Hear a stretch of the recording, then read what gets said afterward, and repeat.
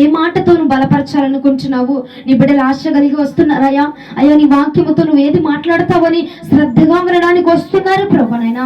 శ్రద్ధ కలిగిన జనాంగమునైనా ఈరోజు వచ్చుచుండగా నీ బిడ్డలతో ఏం మాట్లాడాలనుకుంటున్నావు, ఏమి నాయన వారికి బోధించాలనుకుంటున్నావు అని నేను ప్రార్థించినప్పుడు పరిశుద్ధాత్మ దేవుడు నాతో మాట్లాడిన మాట, ఇదిగో కొన్ని జీవితాలు నా కోసం నిలబడి, నా మాట కోసం నిలబడి వారు ఎంతో శ్రమ అనుభవిస్తూ ఉన్నారు, ఎంతో వేదన అనుభవిస్తూ ఉన్నారు. నేను చూపించిన మార్గంలో నడుస్తూ కూడా శ్రమల పాలైపోతూ ఉన్నారు. కొంతమంది బిడ్డలు బాప్తిజము తీసుకొని కూడా కొంతమంది చాలా ఇబ్బంది పడుతూ ఉన్నారు. నేను చేసింది కరెక్టేనా, నేను తీసుకున్నది కరెక్టేనా, నేను సరిగానే ఉంటున్నానా లేదా అని చెప్పి వాళ్ళు నిరాశ చెందుతూ ఉన్నారు. కాబట్టి ఈ రోజున నేను వారితో మాట్లాడదలిచి ఉన్నాను. వారిని నేను వాళ్ళు పడిపోయిన గుంచలో నుంచి నేను ఈ రోజున లేవనెత్తబోతూ ఉన్నాను. వారు పడిన నిరాశ అనే గుంటలో నుండి నేను వారిని లేవనెత్తబోతూ ఉన్నాను అని చెప్పి పరిశుద్ధాత్మ దేవుడు నాతో మాట్లాడి ఉన్నారు. ఆదికాండము 37వ అధ్యాయము 3 నుంచి 8 వచనములు. ఆదికాండము 37వ అధ్యాయము 3 నుండి 8 వచనములు.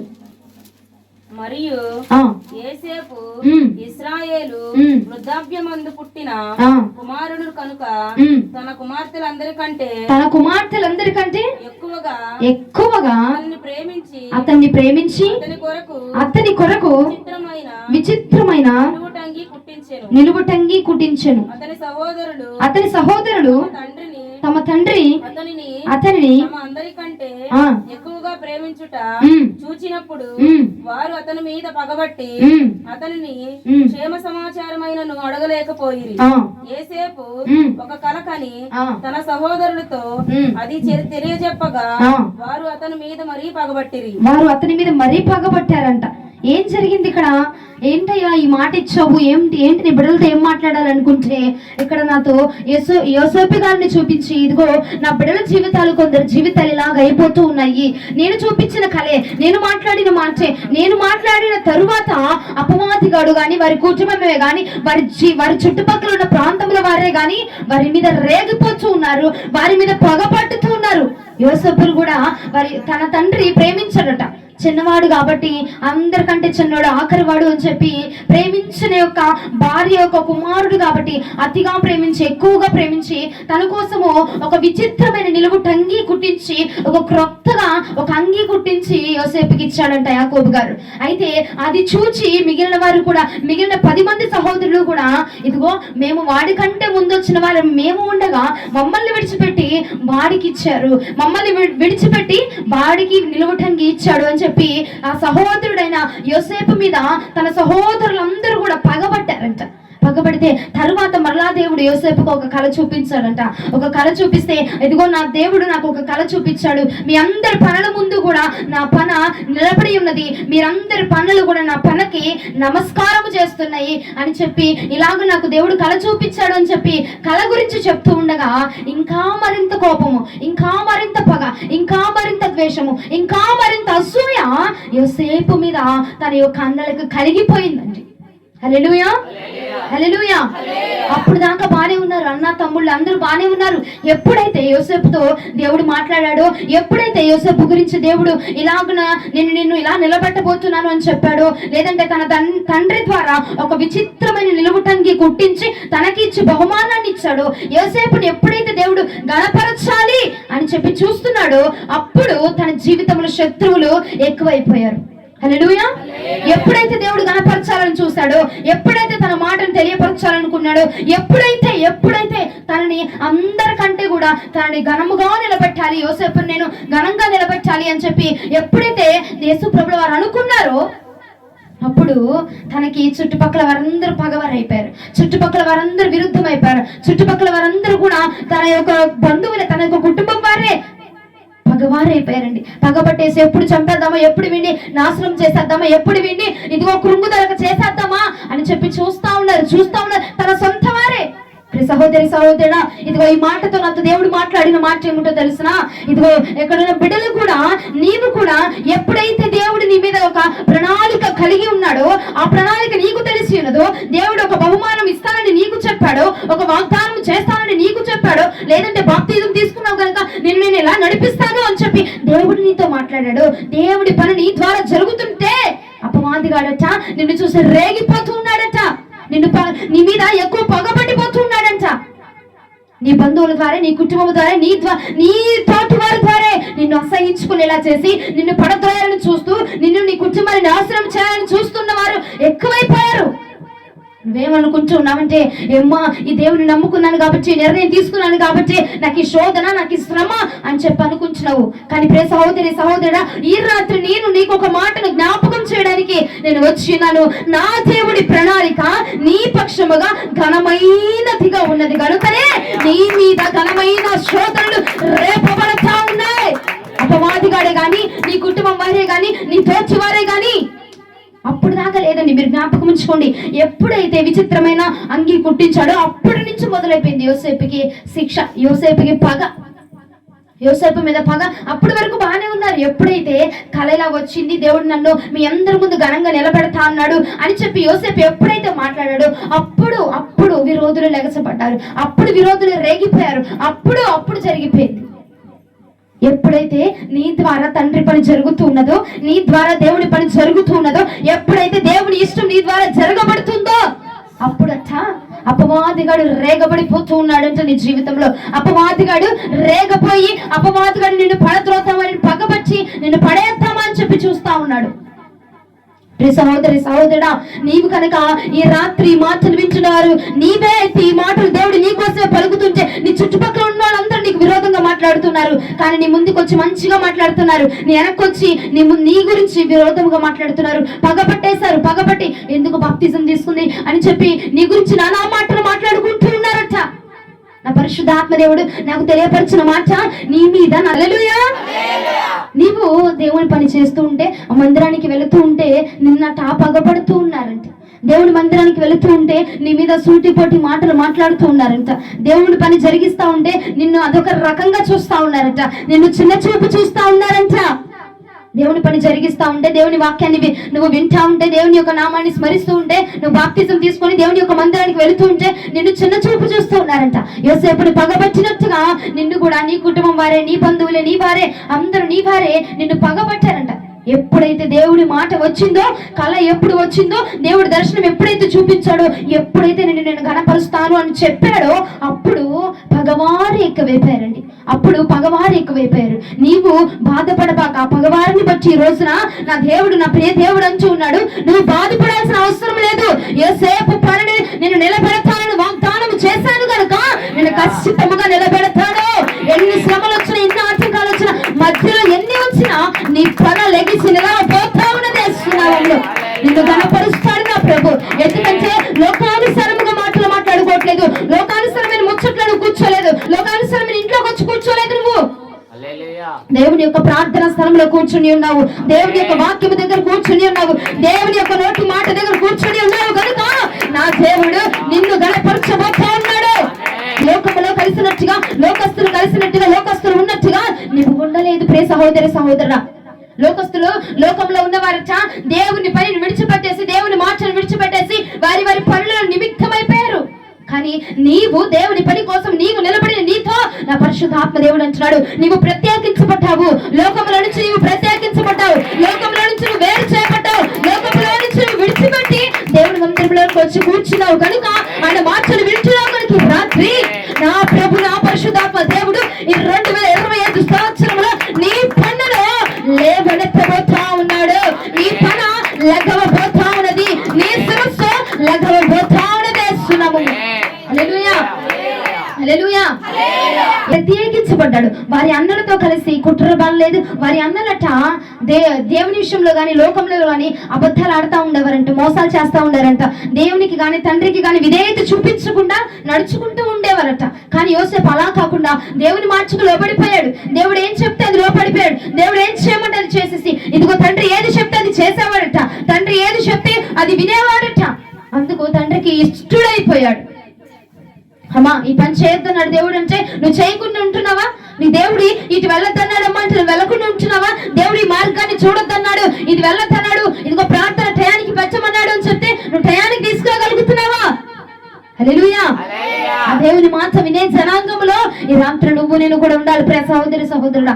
యోసేపు తండ్రి మాట విన్నాడు గనుకనే విచిత్రమైన నిలువ చంగిని పొందుకున్నాడు తండ్రి వద్ద నుంచి. దేవుని మాట విన్నాడు కనుకనే అదిగో తన పనులు లేవనెత్తగలిగి కృపను పొందుకున్నాడు దేవుని వద్ద నుంచి.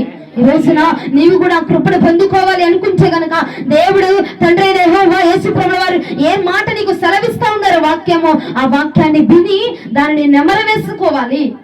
హల్లెలూయా. అదే ఆదికాండము 37వ అధ్యాయము 23-24 వచనాలు. ఆదికాండము 37వ అధ్యాయము 23-24 వచనములు. యోసేపు తన సహోదరుల యొద్దకు వచ్చినప్పుడు వారు యోసేపు అంగీని అతను తొడుగుకొని ఉండిన విచిత్రమైన నిలువుటంగిని ఏం చేశారంట? తీసివేశారంట. అతన్ని పట్టుకొని ఆ గుంటలోనికి పడద్రోశారట. ఆ గుంట వట్టిది, అందులో ఏం లేవు, నీళ్లు లేవట.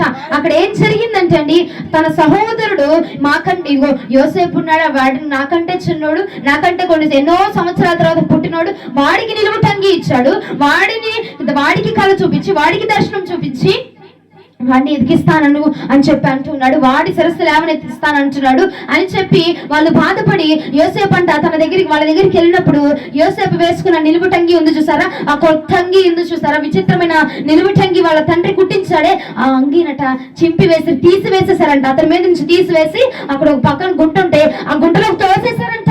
ఆ గుంటలో పడద్రోసారంట, అవమానించేశారంట, హేళన చేశారంట. తనని పడద్రోయాలని చూసి పడేసి ఆ యొక్క నిలువుటంగిని చింపివేసి ఉన్నారండి.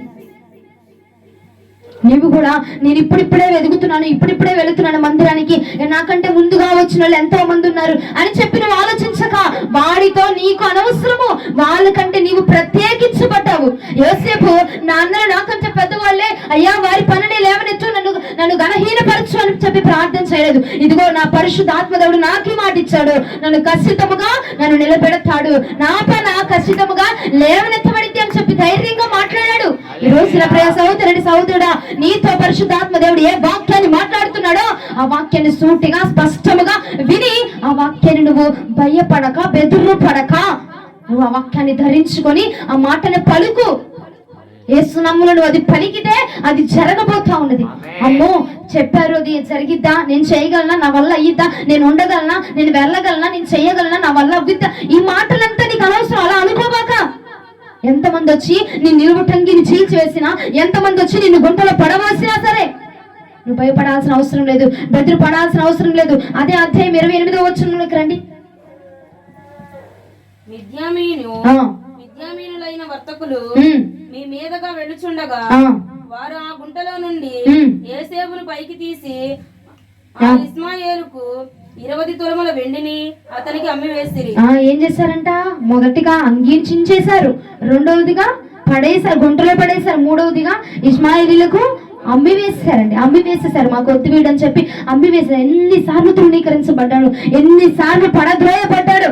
అయినా కానీ యోసేపు అయ్యా నువ్వు ఎందుకు ఆ కాలు ఇచ్చావో, నేనెందుకు ఆ కాలు చెప్పాను, నాకెందుకు వచ్చింది ఈ సావు తిప్పలయ్యా, నాకెందుకు వచ్చిందయ్యా ఈ భారము అని చెప్పి బాధపడలేదు, అని చెప్పి కృంగిపోలేదు, అని చెప్పి నిరాశ చెంది అయ్యా ఇదిగో నన్ను క్షమించండి, నేను మీ దగ్గరే ఉండిపోతాను, మీకే దాసులుగా ఉండిపోతాను, దేవుడు ఏదో నాకేదో పేడకాల కన్నానులే, అది జరగందులే, ఏదో ఆమెకి లేదో అలా వచ్చేసిందిలే అని చెప్పి వెళ్ళిపోయి వారి వద్ద సాగిల పడలేదండి. వారి వద్ద సాగిల పడిపోలేదు. అపవాదిగాడు మన జీవితంలో మనం కూడా కొన్నిసార్లు ప్రార్థనలో బలపడుతున్నప్పుడు, దేవుని వాక్యంలో బలపడుతున్నప్పుడు, నువ్వు బలంగా వాక్యాన్ని వింటున్నప్పుడు, ఇదిగో నువ్వు వాక్యానుసారంగా జీవిస్తున్నప్పుడు అపవాది కూడా వచ్చి నీ అంగీని చీల్చివేయాలని, నిన్ను గుంటలో పడేయాలని, నిన్ను అమ్మేవేయాలని అంటే కొన్ని సమస్యలు నీకు తెచ్చి పెట్టి నీ కుటుంబంలో నీ బిడ్డలకు అనారోగ్యమే కావచ్చు, నీ భర్తకు అనారోగ్యమే కావచ్చు, లేదా నీకే అనారోగ్యం కావచ్చు, లేదంటే బాప్తిజం తీసుకుని తెల్లారి నుంచి నువ్వు పడిపోతున్నావు, లేదంటే కుటుంబ ప్రార్థనకి వెళ్ళిన మరుసటి రోజే నీకు ఏదో జరిగిపోతుంది, లేదంటే ప్రార్థన చేసుకుంటే ఇంట్లో ఏదో ఒకటి గొడవ అయిపోతుంది. ఇలాగా అపవాదిగాడు కొన్నిటిని సృష్టిస్తా ఉంటాడట నీ జీవితంలో. అయితే నీవు యోసేపు అక్కడ వాడిని అమ్మి వేసినా సరే యోసేపు బాధపడలేదండి. అయ్యా నాకు ఎందుకు వచ్చింది ఇది, నేను వదిలేసిన అన్నల దగ్గరికి వెళ్ళిపోయి వాళ్ళ కాళ్ళ మీద పడి నీకు క్షమాపణ చెప్పేస్తాను అని చెప్పి అనలేదు యోసేపు. నా దేవుడు నాకు ఇచ్చాడు వాగ్దానము ఖచ్చితంగా నెరవేరుస్తాడు అని చెప్పి తన మనస్సును యోచించుకున్నాడు. నీవు కూడా ప్రియ సహోదరి సహోదరుడా, అపవాదిగాడి నిన్ను పడద్రోయాలని చూసినా, అపవాదిగాడి నిన్ను లాగేయాలని చూసినా, నిన్ను కృంగతీయాలని చూసినా నువ్వు నిలబడలేకపోతున్నావు. కొన్నిసార్లు ఎవరి బిడ్డలు కూడా ఇది ఈ ఆలోచనతో నేను నిలబడలేకపోతున్నాను, నా వల్ల అవ్విద్దా అవ్వదా, నేను నిలబడగలనా నిలబడలేనా, చేయగలనా చేయలేనా అని చెప్పి నిరుత్సాహపడిపోతూ ఉంటారు. 2 వయసు వారికి కూడా నేను మందిరానికి వెళ్ళగలనా వెళ్ళలేనా అని చెప్పి నిరుత్సాహపడిపోతా ఉన్నావు. నువ్వు నీ మనస్సుని నిరుత్సాహపడక, నీ మనస్సులో అపనమ్మకమును కలగనీయక, పరిశుద్ధాత్మ దేవుడు చెప్పుచున్న మాటలు ఈ రాత్రి విని ఆలకిస్తే గనక నా పరిశుద్ధాత్మ దేవుడు నీ తలను లేవనెత్తుతాడు, నీ తలను లేవనెత్తుతాడు. ఇదిగో అపవాదిగాడి సమస్యను తెచ్చి నీ ముందర పెట్టినప్పుడు ఆ సమస్యకు తల వంచేయక, ఇదిగో నా దేవుడు ఖచ్చితంగా నన్ను లేవనెత్తుతాడు, ఈ అనారోగ్యం నుంచి నన్ను లేవనెత్తుతాడు, ఈ అస్వస్థత నుంచి నన్ను లేవనెత్తుతాడు, ఈ యొక్క జీవితం నుంచి నా జీవితాన్ని మారుస్తాడు, ఈ కృంగుదల నుంచి, ఈ ఆలోచన నుంచి నన్ను లేవనెత్తి నన్ను దాటింప చేయగలిగిన శక్తి నా దేవుడికున్నది అని చెప్పి నీవు గనక మాట్లాడగలిగితే నిరుత్సాహం పొందుకు ప్రియ సహోదరి సహోదరుడా. నిరుత్సాహం పడుతున్న బిడ్డలు ఇక్కడ ఉన్నారంట. అందుకే దేవుడు ఈ వర్తమానం నాకు బయలుపరిచాడు. ఏ బిడ్డలు ఎక్కడ ఉన్నారో నాకైతే తెలియదు, కానీ నిరుత్సాహం పడతా ఉన్నావంట, బాధపడతా ఉన్నావంట. అవమానము ఏంటయ్యా నాకు ఈ బాధలు, నాకు ఎందుకయ్యా ఈ శ్రమలు, నీలోనే ఉందాం అనుకుంటున్నాను కదా, అయినా నా భర్త ఎందుకు మారట్లేదు ప్రభా, అయ్యా నేను నీ మందిరానికి కరెక్ట్ గానే వెళ్తున్నాను కదా, ఎక్కడ ప్రార్థన పరుగులాడుతూ ఉన్నాను కదా, నా కుటుంబం ఎందుకయ్యా ఇలా ఉండిపోతుంది, నా స్థితి ఎందుకు ఇలా ఉండిపోతుంది, మా ఆరోగ్యాలు ఎందుకు ఇలా ఉండిపోతున్నాయి అని చెప్పి నిరుత్సాహపడిపోతున్నావేమో ప్రియ సహోదరి సహోదరుడా. నువ్వు జ్ఞాపకం ఉంచుకో, నేను నిరుత్సాహపడబాక. ఎందుకంటే క్రీస్తు నిమిత్తము నిందించబడిన వాడట, హింసను పొందిన వాడట ధన్యుడు. హల్లెలూయా. దేవుని మాటకు లోపడిపోయి, వాక్యానికి లోపడిపోయి ఎన్ని వచ్చినా దేవుణ్ణి విడిచిపెట్టకుండా, ఆయన మాటను విడిచిపెట్టకుండా, ఎన్ని శ్రమలు వచ్చినా, ఎన్ని ఆటంకాలు వచ్చినా, ఏ ఇబ్బంది వచ్చినా దేవుని మందిరాన్ని విడవక నిత్యము ఆయన మందిరంలో కనపడుతున్నావా నువ్వు? నీ గురించే నా దేవుడు అంటా ఉన్నాడు, ఎన్ని హింసలు వచ్చిన తల్లి, ఎంత బాధ వచ్చిన, ఇదిగో క్రీస్తు నిమిత్తం అనుభవించు, నీవు ధన్యురాలిగా ధన్యుడిగా పిలువబడతావు ఈ రాత్రి. హల్లెలూయా. మత్తయి సువార్త 5వ అధ్యాయం 11వ వచనంలో పరిశుద్ధాత్మ దేవుడు ఇలాగున మాట్లాడుతా ఉన్నాడు. మత్తయి సువార్త 5వ అధ్యాయము 11వ వచనము తీసిన వారు చదవచ్చు. నా నిమిత్తము జనులు మిమ్మును నిందించి హింసించి మీ మీద అబద్ధముగా చెడ్డ మాటలెల్లా పలుకున్నప్పుడు మీరట ఏమంట? అవునా కాదా? అవునా కాదండి? ధన్యులా కాదా? నేను అబద్ధంగా కల్పించాను చెప్తున్నానా? దేవుని నిమిత్తం అట. ఇదిగో నువ్వు మందిరానికి వెళ్తా ఉన్నావు చూడు, అబ్బా పొద్దు గూకలేదు నీకు మందిరమే, ఇంక పనికొద్దా, మాకు చూడు పచ్చాకపోయింది, ఇగో చూడు ఇవాళ చేసాము, మాకు ఒక 800 1000 రూపాయలు వచ్చింది రోజుకి, ప్రార్థన అని చెప్పి ఆదివారం కూలి వదిలేసుకున్నావు అంటే నీకు 1000 రూపాయలు వచ్చిందేమో. నా పరిశుద్ధాత్మ దేవుడు తనకు 10,000 ఇవ్వబోతా ఉన్నాడు. హల్లెలూయా. దేవుని సన్నిధిలో విధేయత చూపించిన వాడండి దేవుడు అధిక రెట్టింపుతో దేవుడు వాళ్ళని కనపరుస్తాడు. హల్లెలూయా. హల్లెలూయా.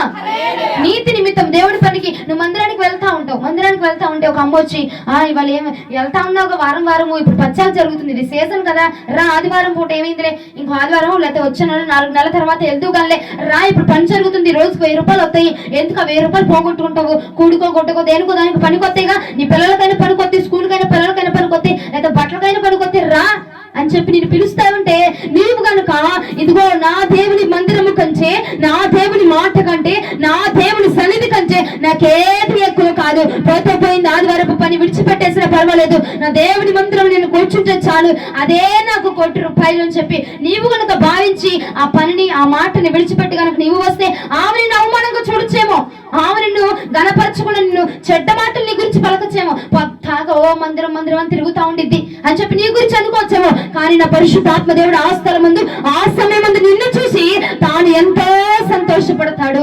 ఆయన సంతోషపడితే, నిన్ను బట్టి ఆయన సంతోషపడితే నీ తలను లేవనెత్తకుండా ఉంచుతాడా? నిన్ను బట్టి ఆయన ఆనందించబడితే నీవు గణపరచబడకుండా ఉంటావా? నిన్ను బట్టి నా దేవుడు అతిశయిస్తే నిన్ను నా దేవుడు హెచ్చించకుండా ఉంటాడా? ప్రియ సహోదరి సహోదరుడా, ఆమెకు 1000 రూపాయలు వచ్చిందేమో, నీకు 2000 ఇవ్వబోతున్నాడే ఉన్న పరిశుద్ధాత్మ దేవుడు. హల్లెలూయా. దేవుడి మందిరం ఆదివారం అనేది 6 రోజులు పని చేసుకోండి అమ్మా అన్నాడు దేవుడు. 7వ రోజు ఏంటిది? విశ్రాంతి దినం. రెస్ట్ తీసుకొని ఇంట్లో అన్నాల కూరలు వండుకొని, చికెన్ బిర్యానీ, దమ్ బిర్యానీ వండుకొని మందిరానికి వచ్చి ప్రార్థన చూసుకుని వెళ్ళి ఇంటికి తిను. చక్కగా దేవుడిచ్చాడు విశ్రాంతి. ఆఫీసర్లు కూడా ఇవ్వడేమో అంత మంచి విశ్రాంతి నీకు ఇస్తానమ్మా అని దేవుడు అంటా ఉంటే, లేదయ్యా 1000 రూపాయలు పోతాయి, 1500 పోతాయి, వస్తాయి కూడుకో కొట్టుకో దేనికో దానికో ఉంటాయిలే అని చెప్పి వెళ్తా ఉన్నావు చూడు. అవమానించబడుతున్నా కొంతమంది బిడ్డలండి, నాకు తెలిసిన వాళ్ళు ఉన్నారు. కొంతమంది బిడ్డలు ఇంకో నా దేవుని సన్నిధి కంటే నాకేది ఎక్కువ కాదు, నా దేవుని మందిరం కంటే నాకు ఏది ఎక్కువ కాదు. ఆయన మాట ఆదివారం పూట నేను నా ఇంటి వారందరం కూడా దేవుని సన్నిధిలోకి వెళ్ళి కూర్చోకపోతే మాకు గడవదమ్మా. ఆయన లేకపోతే మేము ఎలాగా, ఆయన ఉండడం బట్టేగా 6 రోజులు నేను పని చేసుకోగలుగుతున్నాను. అదే ఆయన లేకపోతే కనుక 6 రోజులు పని చేసుకునేటువంటి బలం నాకుందా? 6 రోజులు నిలబడగలనా? 6 రోజులు నేను పని చేసుకోగలుగుతున్నానంటే అది నా దేవుడు ఇచ్చిన కృపే కదా.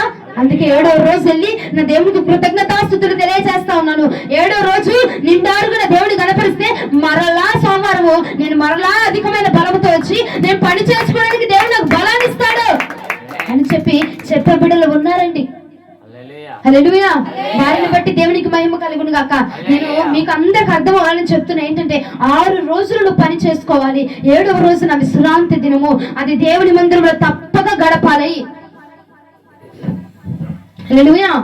7వ రోజు తప్పక దేవుని సన్నిధిలో కనపరచబడాలండి. కనపరచబడితే మరలా నూతనమైన బలముతో దేవుడు నిన్ను నింపుతాడు. 6 రోజులు ఓపికనిచ్చాడుగా, అదే 6 రోజులు దేవుడు ఓపిక ఇవ్వకుండా ఒక్క దెబ్బ వేసాడు అనుకోండి, ఎక్కడుంటా నువ్వు మంచం మీద ఉంటా ఉండవా?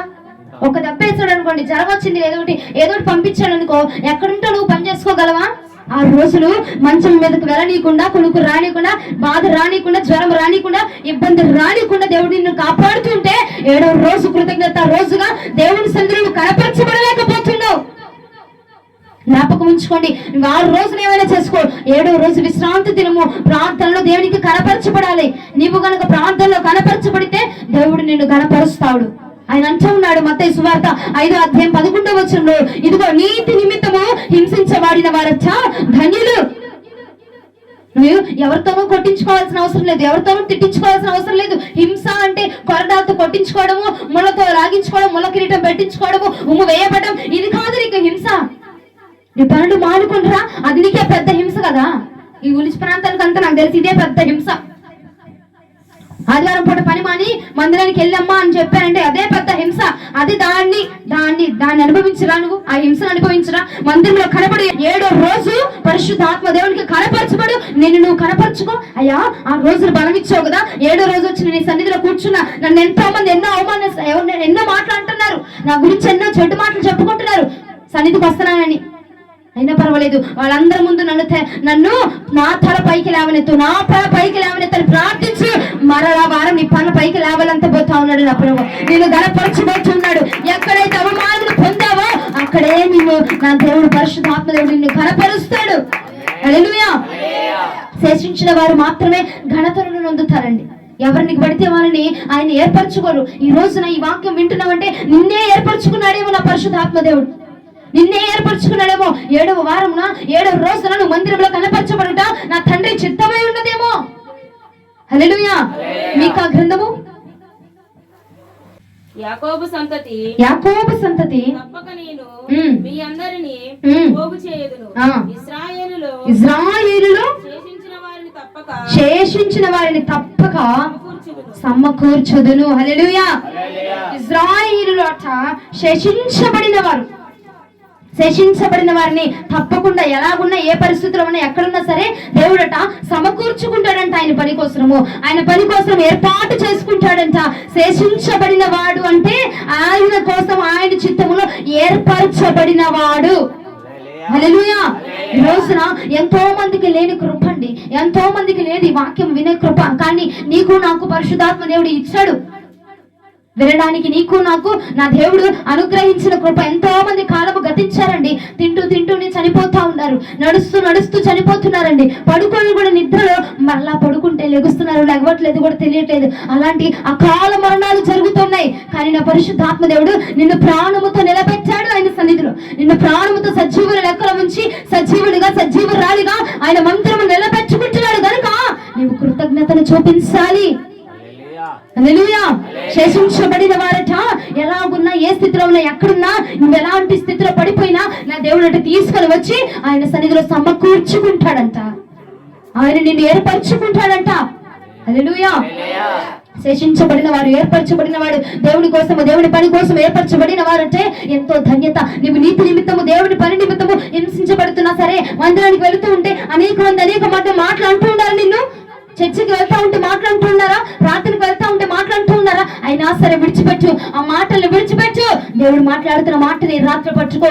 నీ పని లెగవబోతా ఉన్నది యేసునామములో. నిన్ను గణపరచబోతా ఉన్నాడు నా ప్రభు, నిన్ను హెచ్చించబోతా ఉన్నాడు నా పరిశుద్ధాత్మ దేవుడు, నిన్ను లాలించబోతా ఉన్నాడు ఆయన. మందిరానికి వెళ్తుంటే నిజంగా ఎవరి బిడ్డలు కూడా ఇంకో ఆ బిడ్డను చూసి ఎంతో అవమానిస్తా ఉన్నారు, తక్కువగా చూస్తా ఉన్నారు, చులకనగా చూస్తా ఉన్నారు. ఆ ప్రార్థనగా ఏమైందిలే, ఏముందిలే అందరూ అనుకుంటారేమో. ఒక్కసారి వచ్చి చూస్తే కదా రుచి తెలిసేది నీకు.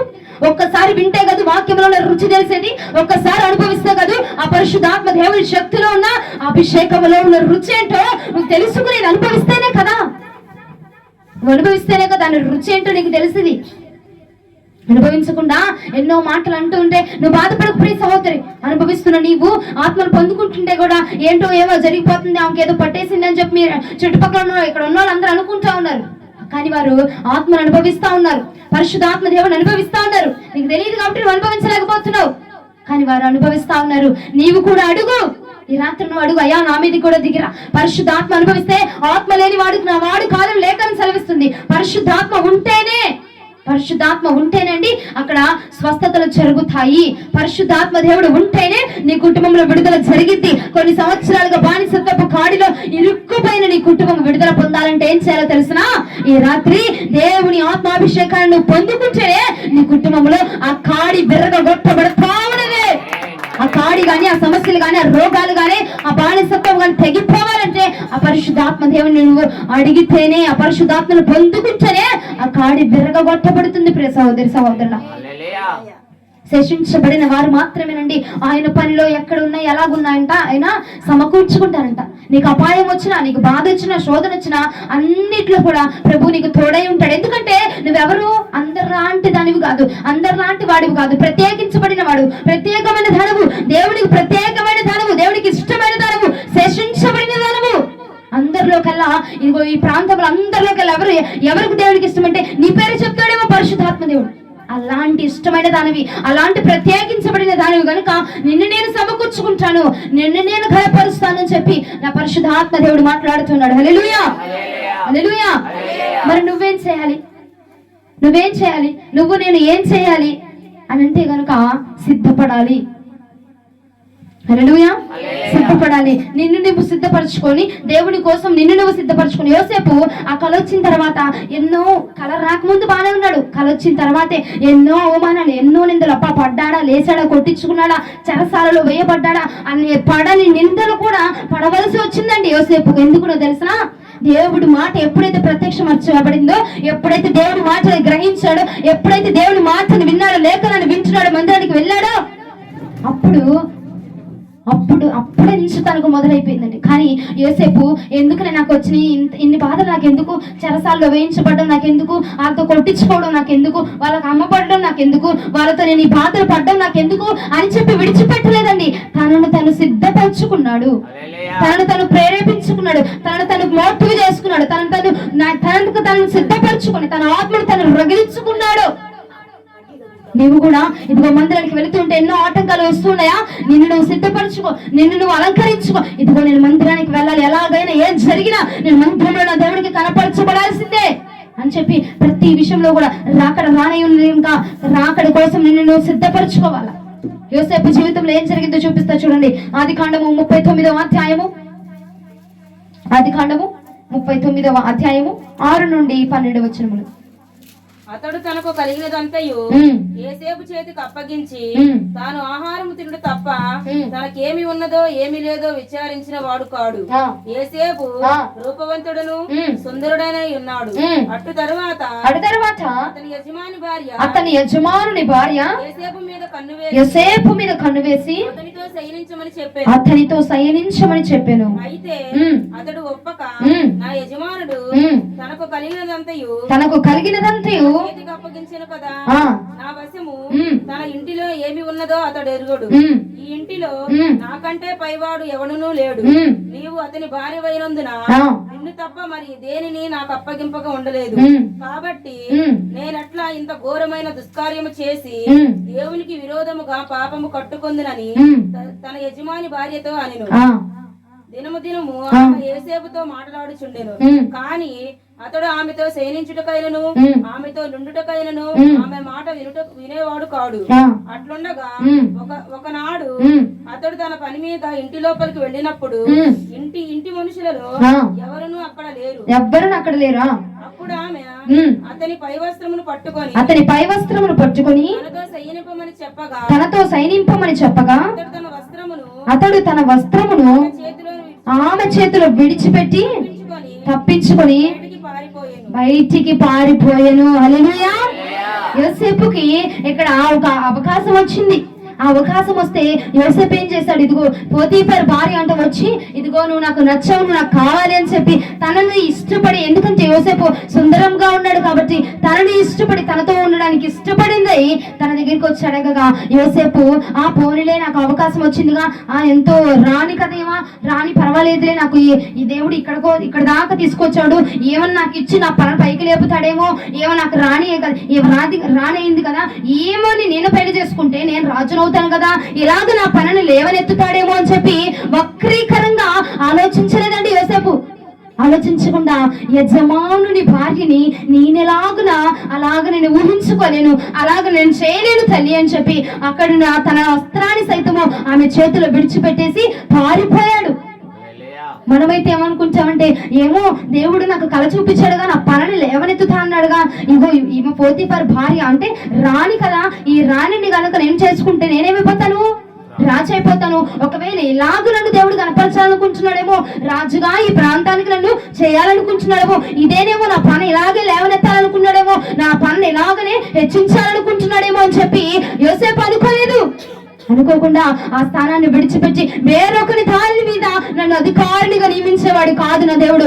నా పనిని నాకు స్వయముగా నాకంటూ ఒక టాలెంట్ ని తయారు చేశాడు. వేరే వాడి దాని మీద ఆధారపడేది కాదు నాది. వేరే వాడి దగ్గర నుంచి చూసి నేర్చుకోవడము, వేరే వాడు చేసినట్టుగా చేయడము, వేరే వాడి దగ్గర నుంచి తెచ్చుకోవడము కాదు. నాకంటూ, నా భక్తి కంటూ, నా జీవితానికంటూ ఒక స్టైల్ ఉంది, ఒక విధానం ఉంది, ఒక క్రియేటివ్ నా దేవుడు చేశాడు, ఒక విధానాన్ని ఏర్పాటు చేశాడు. నాది నాకంటూ ప్రత్యేకంగా ఉంది అని చెప్పి దాన్ని విడిచిపెట్టాడండి. హల్లెలూయా.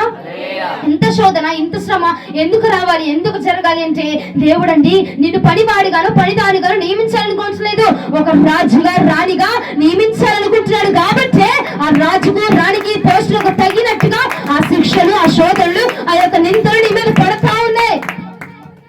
పనివాడికి ఏముందండి, పని చేస్తాడు, జీతం తీసుకొని వెళ్ళిపోతుంది, కానీ నిన్ను అలా ఉంచాలనుకోవట్లేదు నా దేవుడు.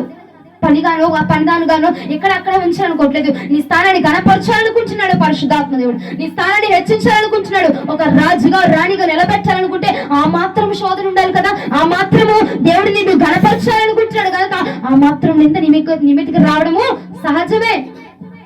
ఇంకా కింద చూస్తే యోసేపు చెరసాలలో వేయించబడ్డాడు. చూడండి, అది ఆదికాండము 39వ అధ్యాయము నీ దాసుడు నన్ను 19 నుంచి చదవండి.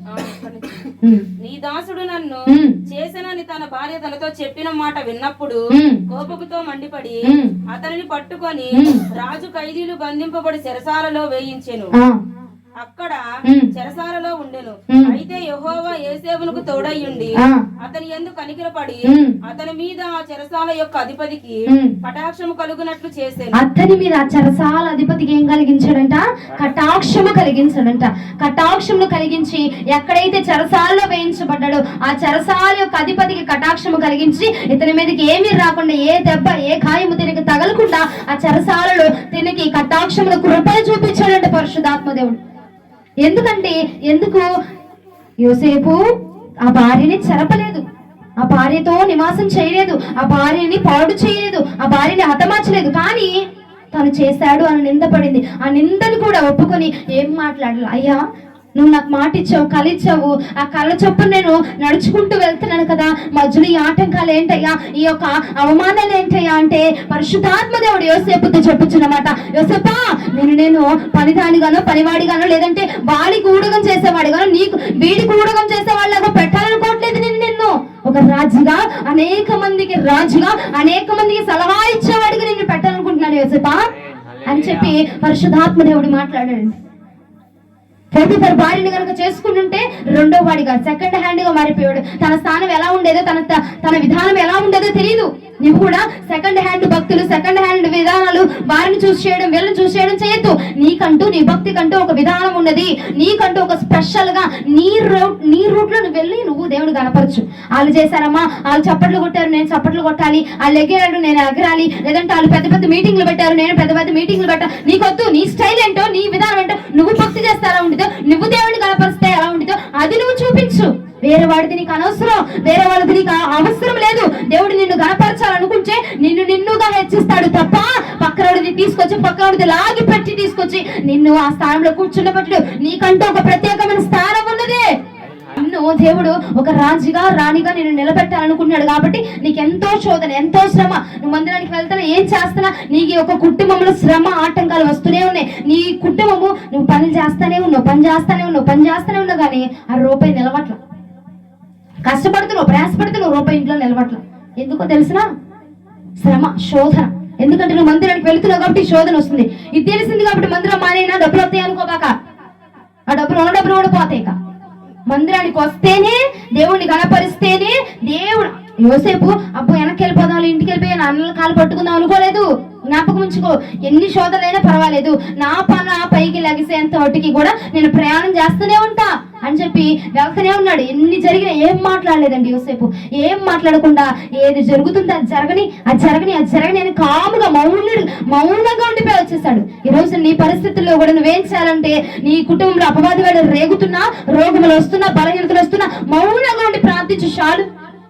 మౌనంగా ఉండి ప్రార్థిస్తే నా పరిశుద్ధ ఆత్మదేవుడి నీ పనిని లేవనెత్తుతాడు. అదే ఆదికాండము 41వ అధ్యాయము 39 నుండి 43 వచనములు. మరియు ఫరో దేవుడు ఇదంతయు నీకు తెలియపరిచిన కనుక నీవెలా వివేక జ్ఞానము కలవారెవరునూ లేరు. నీవు నా ఇంటికి అధికారివై ఉండవలను. నా ప్రజలందరూ నీకు విధేయులై ఉందురు.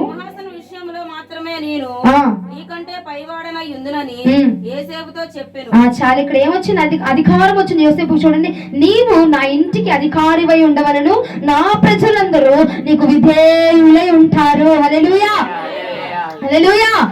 ఏ చెరసాల్లో అయితే ఉన్నాడో, ఎక్కడ యజమానుడితో బాధించబడి, కొట్టించబడి, నలగొట్టబడి, చెరసాల్లో బందీఖానాల్లో ఉంచబడ్డాడో ఆ యొక్క రాజు వచ్చి, ఆ ఫరోనే వచ్చి అంటా ఉన్నాడు, ఇదిగో యోసేపా, నువ్వే నాకు కావాలి, నువ్వే నా ఇంటికి అధికారివి, నువ్వే నా రాజ్యానికి అధికారివి, నువ్వే నా కుటుంబం మొత్తానికి అధికారివి. నువ్వు తినమంటే తింటాము, నువ్వు ఉండమంటే ఉంటాము, నువ్వు వెళ్ళమంటే వెళ్తాము. నీ మాట తప్పితే మరొక మాట మేము ఆశ్రయించము యోసేపా.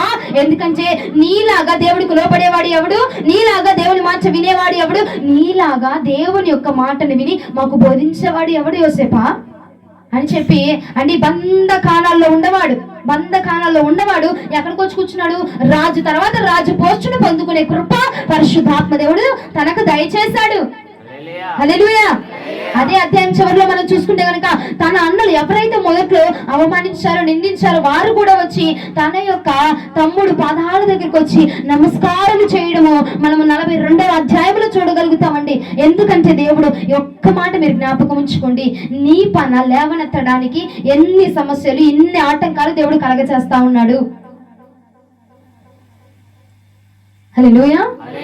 ఎవరైతే వద్దు అనుకున్నారో, ఎవరైతే బందీఖానాలో వేశారో, ఎవరైతే చెరసాల్లో వేశారో ఆ రాజే వచ్చి, అయ్యా యోసేపా, నిన్ను మించినోడు నాకెవడూ లేడు కనుక నువ్వే నా ఇంటికి అధికారిగా ఉండు. నువ్వు తినమంటే తింటా, సరేనా, నువ్వు పడుకోమంటే పడుకుంటా, నువ్వు రమ్మంటే వస్తా, కూర్చోమంటే కూర్చుంటా. నేను నీ మీద సింహాసనం మాత్రమే హెచ్చు తప్ప నీ మీద నేను దేనిలో కూడా హెచ్చు కాదని చెప్పి ఒక రాజు వచ్చి సామాన్యమైన మనుషుడికి అధికారాన్ని ఇచ్చాడు. మీకు అర్థమయ్యే భాషలు చెప్పాలంటే, ఒక ఎమ్మెల్యే లేదంటే సీఎం గారు వచ్చి నీలాంటి వాళ్ళకు, నాలాంటి వాళ్ళకు, అమ్మ నువ్వు నాకు పిఏగా ఉండు, నీ సలహా లేదే నేను ఏది చేయను, నువ్వేది చెప్తే నేను అదే చేస్తా, నీ మాట తప్ప నేను వేరొక మాట తీసుకోను అని చెప్తే నీకు ఈ ప్రాంతం మొత్తంలో విలువ ఉంటుందా, విలువ ఉండదా?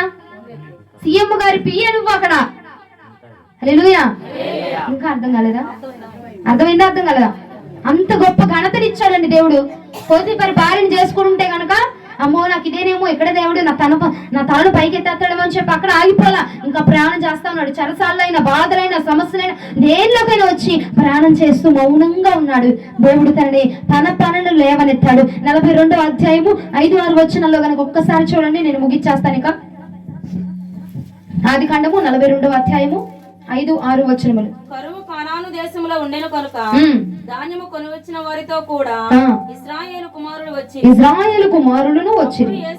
అప్పుడు యోసేపు ఆ దేశమంతటి మీద అధికారి అయి ఉన్నాడంట. ఆ దేశ ప్రజలందరికీ ధాన్యం అమ్మకము చేయవాడు కనుక యోసేపు సహోదరులు వచ్చి ముఖమును నేలకు మోపి అతనికి వందనం చేసి అతనికి ఏం చేశారంట? వందనం చేశారంట. యోసేపు ఆ దేశం అంతటి మీద ఎలా ఉన్నాడు? అధికారిగా ఉన్నాడు. నీకు అన్నం కావాలా, నీళ్లు కావాలా, ఏది కావాలని వచ్చినా అధికారి దగ్గరికి వచ్చి అడగాలి. నువ్వు అధికారి ఎవరు? యోసేపు. యోసేపు దగ్గరికి ఎవరు వచ్చారంట?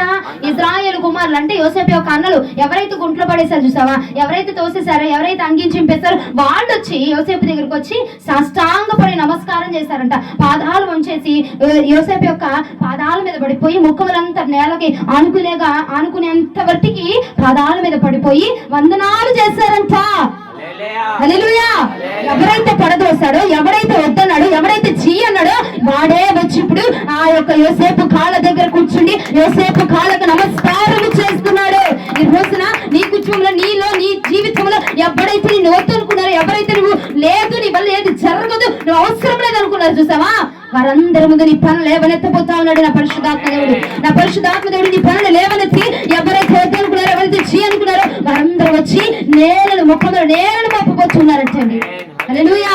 వందనములు చేశారంట. వద్దు, వీడొద్దు, వీడి వల్ల మాకంతా ఇదే, వాడి ముందు మేమేంటి అని చెప్పి అనుకున్నాడు. కానీ పరిశుద్ధాత్మ దేవుడు ఏ వాగ్దానం చేశాడో అదే వాగ్దానం నెరవేర్చబడింది. నీ ముందు, నీ పని ముందు వచ్చి వాళ్ళందరూ మోకరిస్తారనగా యోసేపు ముందు వచ్చి వాళ్ళందరూ మోకరించారు. యోసేపు ముందు వచ్చి వారందరూ కూడా తలదించుకున్నారు. యోసేపు ముందు వాళ్ళందరూ వచ్చి కూడా తల వంచుకొని నమస్కారం చేశారు, పాదాభివందనాలు చేశారు. హల్లెలూయా. ఈ మధ్య కాలం ఉంది చూసారా, వాగ్దానం ఇచ్చి వాగ్దానం నెరవేర్చబడే వరకు కూడా ఈ మధ్యలో ఒక కాలం ఉంది చూసావా, అది సిద్ధపాటు కాలము. ఆ సిద్ధపాటు కాలంలో యోసేపు మౌనముగా నిలబడిపోయి దేవా నువ్వేది చెప్తే అది, నీ శరణ్యమే, నీ మాట తప్ప నాకే దిక్కు లేదు అని చెప్పి మౌనముగా నిలబడిపోయాడు. నువ్వు కూడా ప్రియ సహోదరి, రానున్న రోజుల్లో కరువు కాలం ఉంది, శ్రమ కాలం ఉంది, ఇబ్బందుల కాలం ఉంది కనుక నువ్వు కూడా సిద్ధపడు, ప్రార్థనతో సిద్ధపడు, ఆత్మతో సిద్ధపడు, పరిశుద్ధాత్మ దేవుని పొందుకుంటూ ఆయన యొక్క వాక్యాన్ని ఆలోచిస్తూ సిద్ధపడు. ఎందుకంటే రానున్న రోజులు శ్రమకాలము. ఆ యోసేపు ఆ వాగ్దానము ఇచ్చి ఆ వాగ్దానం నెరవేరిపోయే మధ్యలో కాలంలో తన గనక సిద్ధపడకుండా, తన గనక మౌనంగా ఉండకుండా, తన గనక సిద్ధపాటు లేకపోయి ఉంటే గనక యోసేపు అన్నలు వచ్చి తన పాదాల ముందు పడేవారు కాదు. నిన్ను అవమానించిన వారు, మందిరానికి వెళ్తుంటే నిన్ను ధిక్కరించిన వారందరూ ఉన్నారు చూసావా, వాళ్ళందరి ముందు నీ పనులు ఎగవాలి కదా, వారందరి ముందు నువ్వు గణపరచబడాలి కదా, వారందరి ముందు నువ్వు హెచ్చించబడాలి కదా. అంటే నువ్వు చేయాల్సింది ఏంటో తెలుసునా? సిద్ధపాటు. ఎందుకంటే రానున్న రోజుల్లో రాకడ సమీపముగా ఉన్నది. ఆ రాకడలో ప్రార్థనకి వెళ్ళిందమ్మ, మందిరానికి వెళ్ళింది, దేవుడు నమ్ముకున్నది కనుక ఇదిగో నరకంలోనికి రాకుండా, నాతో పాటు అగ్నిలో పడకుండా, ఇదిగో వాడి తల లేవనెత్తబడి ఇదిగో పరిశుద్ధాత్మ దేవుడి ముందు నిలబడగలిగింది. ఆ రాజు దగ్గర నిలబడగలిగింది. ఆ రాజు దగ్గర నిలబడి ఆయన ఎంతో ఆరాధన చేస్తా ఉన్నది అని చెప్పి నిన్ను ధిక్కరించిన వాడు అనుకోవాలి కదా నీ గురించి. శ్రమకాలం రాబోతుంది, జాగ్రత్త.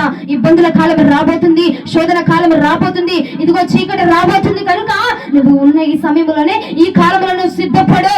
నీకు మాట ఇచ్చాడు దేవుడు, రాకడలో నిలబెట్టుకుంటారు. ఈ మాట నెరవేర్చబడే ముందు నువ్వు సిద్ధపాటు జరిగించాలి, నువ్వు సిద్ధపాటు చేసుకోవాలి, నీ జీవితాన్ని సిద్ధపరచుకోవాలా. ఇదిగో ప్రతి మాటలో పరిశుద్ధంగా ఉండడానికి, పవిత్రంగా ఉండడానికి నేను నువ్వు సిద్ధపరచుకోవాలయా.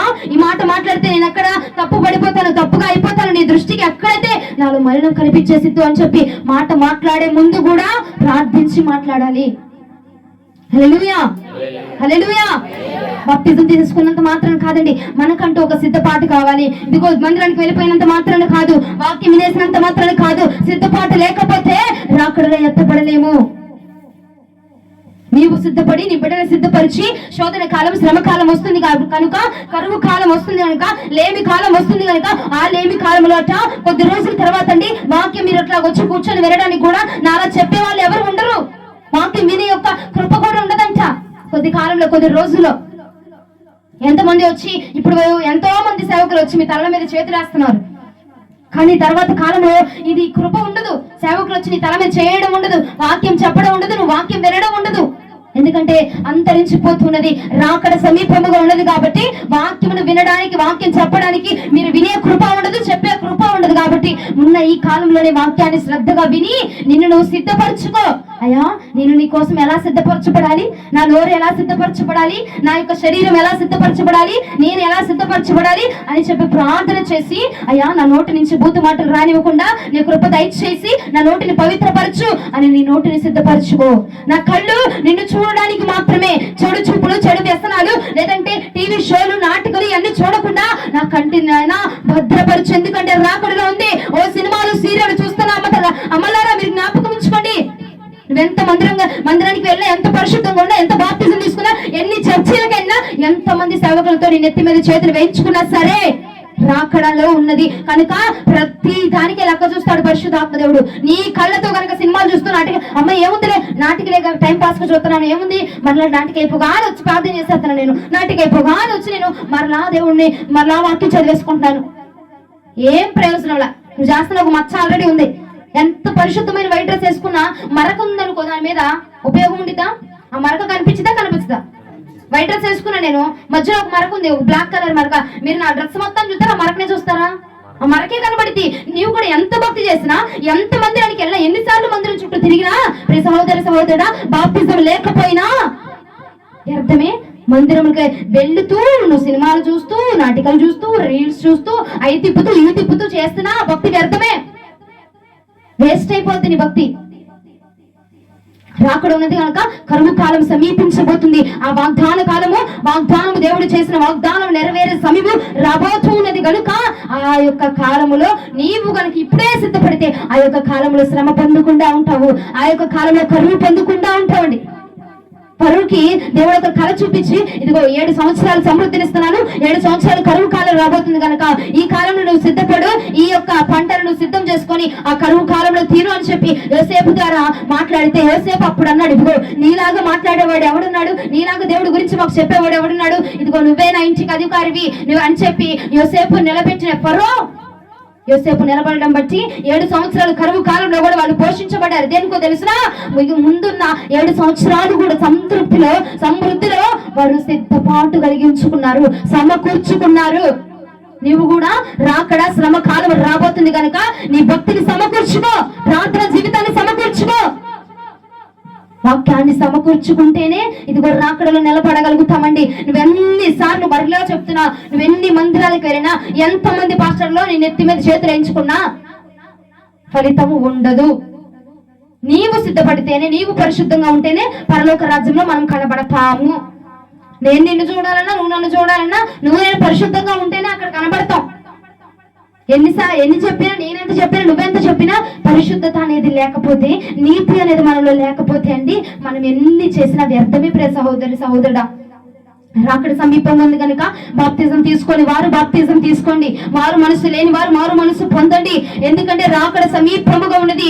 బాప్తిజం లేకపోయినా, మారు మనసు లేకపోయినా, బాప్తిజం తీసుకొని పరిశుద్ధముగా లేకపోయినా నరకమట, పాతాళం ఎదురు చూస్తుందట. పాతాళం ఎదురు చూపులతో ఎప్పుడు వస్తాడా, ఎప్పుడు నరకములతో నిన్ను వీడిని అగ్నితో కాల్చివేయాలని చెప్పి అపవాదిగాడు ఎదురు చూస్తా ఉన్నాడట. బాప్తిజం తీసుకొని బిడ్డలారా, బాగా జాగ్రత్తగా ఉండండి. మీరు ఎప్పుడు నీ ప్రాణం ఉండితో ఉండదో తెలియదు. మరొక్క మాట దేవుడు ఎందుకు ఈ మాట చదివిస్తున్నాడో నీకు తెలియదు. జ్ఞాపకం ఉంచుకో. పోయినసారి చెప్పారు, మరలా దేవుడు ఎందుకు బయలుపరుస్తున్నాడు, నీకోసమేనేమో. మాట వినదంట, మరి ఎన్ని మార్లు కొట్టినట మొద్దు మాట వినదట. నీవు కూడా ఎన్ని మార్లు చెప్పిన మాట వినకుండా ఉంటున్నా బహు జాగ్రత్త. రేపు రెండుండు నీ ప్రాణం ఉండితా గ్యారంటీ లేదండి. ఈ జీవుడికి, ఈ ప్రాణానికి గ్యారంటీ లేదు కనుక సిద్ధపాటు కాలంలో ఉంటేనే ఆ వాగ్దానము, ఆ వాక్కు నెరవేర్చబడింది. నీ పన లేవనెత్తబడాలి, నీ తల లేవనెత్తబడాలి, నీవు పరిశుద్ధాత్మ దేవుని యొక్క సన్నిధిని నిలవబడగలగాలి. అపవాది గాడిగా ముందు నీ తల లేవనెత్తబడాలి అంటే గనుక నువ్వు సిద్ధపడాలి, నీ బిడ్డలను సిద్ధపరచుకోవాలి.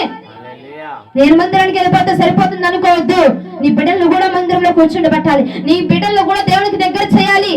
అప్పుడే కదండి నీ బిడ్డలు కూడా అనేక మందికి ఉపదేశం చెప్తారు, అనేక మందిని స్వస్థపరుస్తారు, అనేక మందికి దేవుడి గురించి బోధించగలరు. పాస్టర్ గారు అమ్మ అని చెప్పి నిన్ను పిలవగలరు. పాస్టర్ గారు పాస్టర్ గారు వాళ్ళ అమ్మగారండి అని చెప్పి నీకు మర్యాద ఎప్పుడు వచ్చింది? నీ బిడ్డలు దేవుని సన్నిధిలో ఎదిగితేనే, దేవుని మందిరంలో ఎదిగితేనే.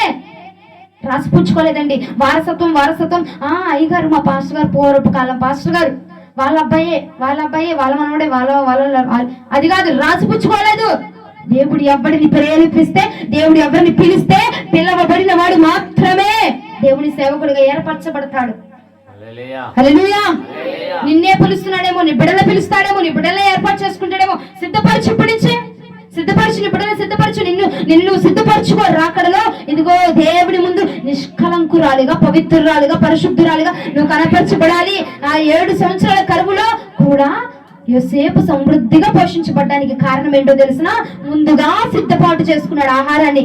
నీవు కూడా రాకడ సమీపముగా ఉన్నది కనుక ఆ కాలంలో నువ్వు సమృద్ధిగా ఉండాలంటే ఈ కాలంలో నువ్వు వాక్యం అనే ఆహారాన్ని సిద్ధపాటు చేసుకుని, ప్రార్థనని ఆహారాన్ని సిద్ధపాటు చేసుకుని, ఆ ప్రార్థనని ఆహారముగా, వాక్యాన్ని ఆహారముగా తీసుకొని నిన్ను నువ్వు పవిత్రపరుచుకుంటూ, పరిశుద్ధపరుచుకుంటూ, ఏ కలంకము, ఏ మస్టు, ఏది డాగు, ఏ మలినాలు నీలో కనబడనివ్వకుండా నువ్వు పవిత్రపరుచుకుంటే ఆ రాకడలో పరిశుద్ధాత్మ దేవునితో పాచిగా ఇదిగో నీవును నీ కుటుంబమును తేలి ఆడగలుగుతారు. ప్రియ సహోదరి సహోదరుడా, జ్ఞాపకం ఉంచుకో.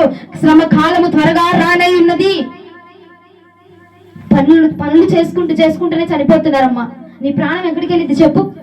పని చేసుకుంటున్నారు. నేను చాలా మందిని చూస్తున్నానండి. చాలా పోస్టర్లు ఎక్కడ చూసినా శ్రద్ధాంజలి. ఈ పోస్టర్లు ఎక్కువైపోతా ఉన్నాయి. పనులు చేసుకుంటూ చనిపోతున్నారు. హఠాత్ మరణాలు. కూర్చొని చనిపోతున్నారండి. కూర్చొని ఇలా పడిపోతున్నారు. ప్రాణం విడిచిపెట్టబడుతుంది. ఎప్పుడు నీ శరీరంలో నుంచి ప్రాణము వెళ్ళిపోతుందో తెలియదు కనుక ఉన్న ఈ సమయంలోనే, ఉన్న ఈ కాలంలోనే నీ ప్రాణాన్ని నువ్వు కాపాడుకో. పరలోక రాజ్యంలో ఒక స్థానాన్ని ఏర్పాటు చేసుకో. సిద్ధపాటు కాలము. పరిశుద్ధాత్మ దేవుడు నీకు మరలా జ్ఞాపకం చేస్తుంది. సిద్ధపాటు కాలము కనుక నువ్వెన్ని మందిరానికి వెళ్ళినామా, ఎంత పెద్ద దైవజనుడి దగ్గరికి వెళ్ళి నువ్వు శిరస్సు మీద చేతులు ఎంచుకున్నది ఉపయోగం ఉండదు తల్లి. నువ్వు చిన్న మందిరానికి వెళ్ళు. 10 మంది దగ్గరికి, 10 మంది ఉంటారు ఆ సంఘంలో, అక్కడికి వెళ్ళు. 20 మంది ఉంటారా వెళ్ళు. 30 మంది ఉంటారా వెళ్ళు. ఎవరున్నాగా 1000 మంది ఉంటారా వెళ్ళు. కానీ నీవు పరిశుద్ధంగా లేకపోతే ఎంతమంది దగ్గరికి వెళ్ళినా నువ్వు వ్యర్థమే. ఎంతమంది దగ్గరికి వెళ్ళినా ఏం ప్రయోజనం ఉండిద్ది? నీవు పరిశుద్ధంగా ఉండాలా. బాప్తిజం లేకపోయినా అండి జాగ్రత్త. బాప్తిజం తీసుకుని వారు జాగ్రత్తగా త్వరపడండి. ఎందుకంటే మన ప్రాణం ఎప్పుడు ఉండదో తెలియదు కనుక బాప్తిజం తీసుకోలేని వారు బాప్తిజం తీసుకోవడానికి సిద్ధపడండి. ఈ నూతన సంవత్సరంలో నీవు నీ ఇంటి వారు రక్షణ పొంది ప్రభు యొక్క సన్నిధిలో నిత్యము నిలుచుదురుగాక. మీ పనులు లేవనెత్తబడునుగాక. మీ ముందు అపవాదిగాడు తల వంచునుగాక. మీ జీవితాల ముందు అపవాదిగాడు తల వంచునుగాక. నీ భక్తి ఉందట. నీవు గనక పరలోక రాజ్యంలో ప్రభుతో ఉంటే అపవాదిగాడు తల తెగ నరకబడదా? తల దించుడా? నీవు పరిశుద్ధాత్మ దేవునితో ఆ పరలోక రాజ్యంలో తేలియాడుతూ ఉంటే అపవాదిగాడి తల నీ ముందు తెర్రగా నరకబడిద్ది. అపవాదిగాడు ఓడిపోతాడంత యేసునామములో. నీ పని లెగవబడిద్ది. దేవుడు నిన్ను గణపరుస్తాడు. ఈ మాట నెరవేర్చబడాలంటే నువ్వేం చేయాలి?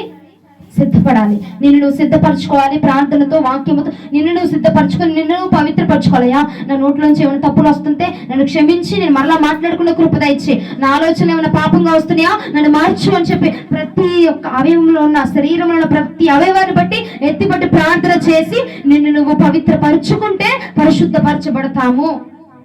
హల్లెలూయా, హల్లెలూయా, హల్లెలూయా. దేవునికి మాత్రమే మహిమ కలుగును గాక. హల్లెలూయా. సిద్ధపడరా? ఎందుకంటే నేను మీ మంచి కోసం చెప్తున్నా. నాదేం పోయిందమ్మా, నేను చెప్పి వెళ్ళిపోతా. నా ప్రార్థన నేను చేసుకుంటాయా. నాలో తప్పులు ఏమైనా ఉన్నాయా నన్ను కడుగు, నన్ను పవిత్రపరచు. నా ప్రార్థన నేను చేసుకుంటా. నీ ప్రార్థన నువ్వు చేసుకోవాలి. నిన్ను నువ్వే కడుక్కోవాలి. మీ పరిశుద్ధతను మీరే కాపాడుకోవాలి. చెప్పడం మాత్రమే నా వంతు. మిమ్మల్ని మీరే శుచిపరుచుకోవాలి. కాబట్టి సిద్ధపడితే నీ పన లేవనెత్తబడబోతున్నది. హల్లెలూయా. గోతులో అపవాదిగాడు ఏ గోతులో తోయాలని చూస్తున్నాడో, ఎక్కడ నిన్ను పడేయాలని చూస్తున్నాడో వాడి దగ్గర నీ తల లేవనెత్తబడును గాక. నీ కుటుంబం అంతా ఈ దేవుని సన్నిధిలో కనబడును గాక. దేవుడు ఈ వాక్యం మన వినికిడిలో దీవించి ఆశీర్వదించి ఫలింప చేయను గాక. ఆమేన్.